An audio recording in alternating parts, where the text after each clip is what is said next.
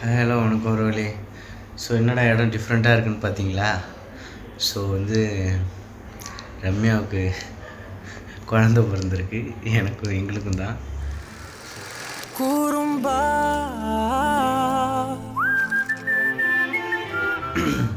என்னடா செப்டம்பர் 4 தான் சொன்னானே, இப்போ திடீர்னு குழந்த பிறந்துச்சே சொல்கிறானே அப்படின்னா என்னாச்சுன்னா, ஆல்ரெடி போன வீடியோலேயே சொல்லியிருந்தேன். 9 பாயிண்ட் இருந்துச்சு. இந்த ட்ரிப்ஸு இதெல்லாம் போட சொல்லியிருக்காங்க. அதுக்கப்புறம் வாட்டர் லெவல் அதிகமானதுக்கப்புறம் நார்மலுக்கு நம்ம ட்ரை பண்ணலாம் அப்படின்னு சொல்லிட்டு டாக்டர்லாம் சொல்லியிருந்தாங்க. சரி அப்படின்னு சொல்லிட்டு தான் ட்ரிப்ஸ்லாம் 3 நாளைக்கு போட்டோம். ப்ளஸ் அதோட சில மருந்துலாம் எழுதி கொடுத்துருந்தாங்க, ட்ரிப்ஸோடையே போடுற மாதிரி. அதுவும் போட்டிருந்தோம். அப்புறம் அந்த பவுடர் ஒன்று கொடுத்தாங்க, தண்ணியில் கலந்து குடிக்கிற மாதிரி. காலையில் மார்னிங் பாட்டிலில் கலந்து 1 லிட்டர் தண்ணியில் கலந்து குடிக்க சொன்னாங்க. அதையும் குடிச்சிக்கிட்டு தான் இருந்தா.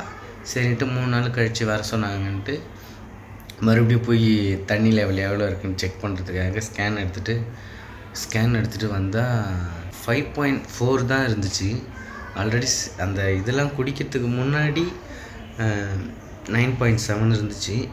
அதுக்கப்புறம் இதெல்லாம் சாப்பிட்டதுக்கப்புறம் பார்த்தா அதிகமாக இருக்குன்னு சரின்ட்டு ஒரு நம்பிக்கையோடு போனால் கம்மியாயிடுச்சு. சரின்ட்டு அப்புறம் டாக்டர் பார்த்துட்டு ஒரு மாதிரி ஆகிட்டாங்க. என்னம்மா இவ்வளோ கம்மியாகிட்டுருக்கு அப்படின்னு சொல்லிட்டு என்னென்னு பார்த்தா, சரி ஒரு வேளை சில உடம்புக்கு ஏற்றுக்கும், சில உடம்புக்கு செட் ஆகாது அப்படின்ற மாதிரி சொல்கிறாங்க.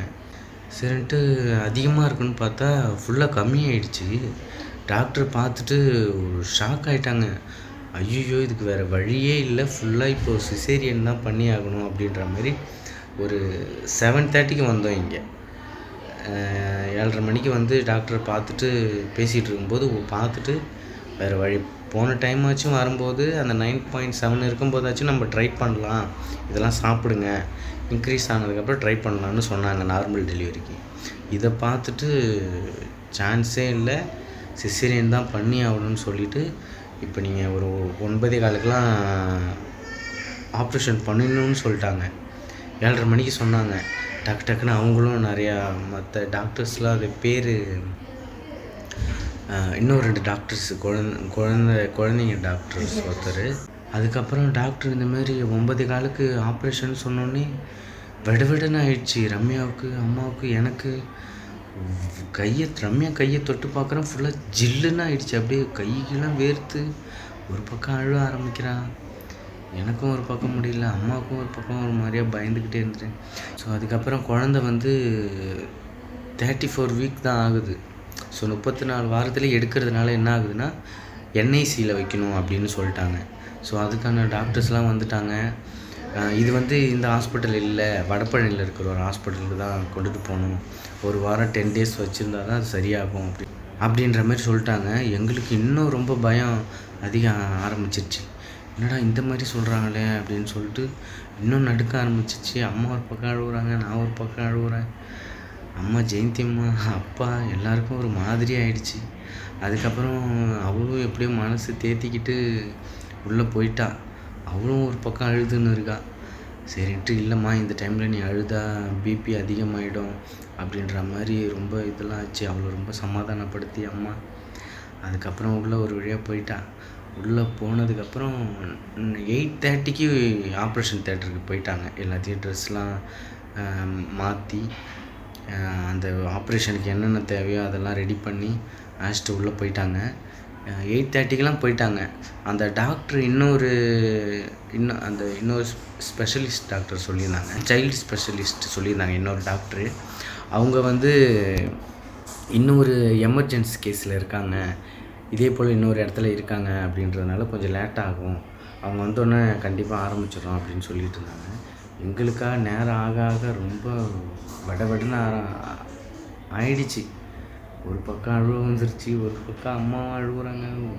ஒரே எப்படி போச்சுன்னே தெரியல இந்த நைட்டு. அப்புறம் டாக்டர் ஒரு 9:30க்கே வந்தாங்க. டாக்டர் 9:30க்கே வந்ததுக்கப்புறம் டக்குன்னு எல்லா ரிப்போர்ட்ஸையும் பார்த்துட்டு உடனே ஆப்ரேஷன் பண்ணிட்டாங்க போலிருக்கு. நாங்களாம் ரொம்ப நேரமாக அப்படியே பயந்துக்கின்னு வெளில நின்றுட்டு இருந்தோம்.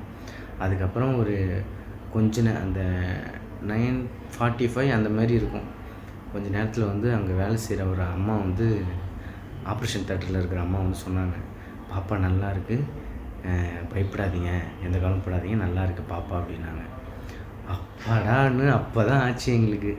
ஐயோ அப்படின்ட்டு அப்போ தான் கொஞ்சம் அவங்க வந்து சொன்னோடனே கொஞ்சம் நல்லா இருக்குது, பயப்படாதீங்கன்னே சரின்ட்டு கொஞ்சம் எல்லாருக்கும் ஒரே சந்தோஷம்.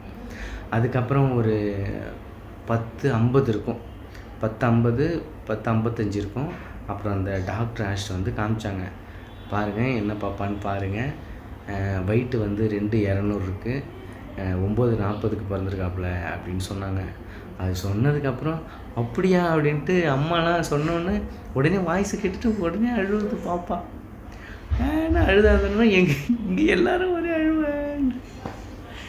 அதுக்கப்புறம் பார்த்ததுக்கப்புறம் அப்புறம் எல்லாருக்கும் ஃபோன் பண்ணி சொல்லிவிட்டு அதுக்கப்புறம் கொஞ்சம் நேரத்தில் ரம்யாவை அனுப்பிச்சிட்டாங்க. ரம்யா அனுப்பிச்சோன்னா அவன் ஃபுல்லாக மயக்கத்தில் இருந்தா, அப்படியே ஒரு மாதிரியாக இருந்த ஆளே. அப்புறம் பொறுமையாக அழகாக தள்ளிட்டு வந்தாங்க. அங்கே இருக்கிறவங்க தள்ளிட்டு வந்துட்டு அவள் ஒன்றுமே பேச முடியல, பேச வேணாம்னு சொல்லிட்டாங்க. ஏன்னா இந்த டைமில் பேசக்கூடாது, அந்த தையல் போட்டுறதுக்கெலாம் பிரிஞ்சிடும் அப்படின்னு சொல்லிட்டு, புண்ணாயிடணும் அப்படின்னு சொல்லிட்டு பேசவே சொல்லலை. அவளும் அப்படியே மயக்கத்திலே இருந்தா. ஏன்னா அந்த ஆப்ரேஷன் பண்ணியிருந்தனால அந்த வயிற்றுக்கும் கீழே எதுவுமே தெரியல அப்படின்றா. காலை அசைக்க முடியலன்ற மாதிரி இல்லை, அது எதுவுமே உணர்வே இல்லை அப்படின்ற மாதிரி சொல்லிகிட்டு இருந்தா.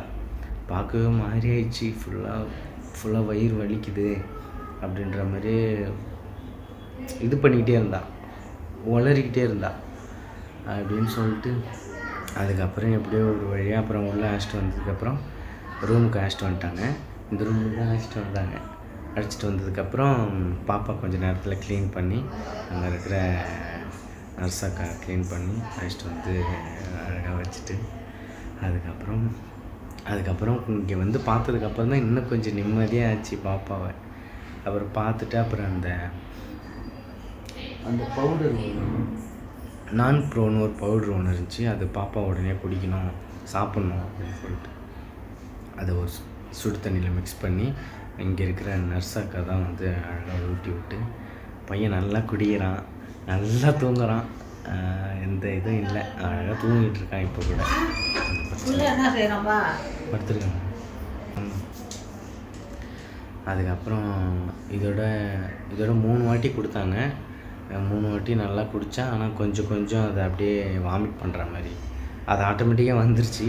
அதுக்கப்புறம் நல்லா தட்டி படுக்க வச்சுருக்காங்க. ஆமாம், ரம்யா அப்படியே கொஞ்சம் மயக்கத்திலே இருக்கா. கொஞ்சம் பெயின் ரொம்ப இருக்குது, இந்த ஷோல்டர்லாம் ரொம்ப பெயினாக இருக்குது அப்படின்னு சொல்லிக்கிட்டே இருந்தா. அப்பப்போ லைட்டாக அமுக்கி விட்டுட்டு அப்படியே இருக்கா இப்போது. ஸோ அதுக்கப்புறம் என்ன அப்டேட்டாக வருதுன்னு சொல்லிட்டு நான் அடுத்தது வீடியோவில் சொல்கிறேன்.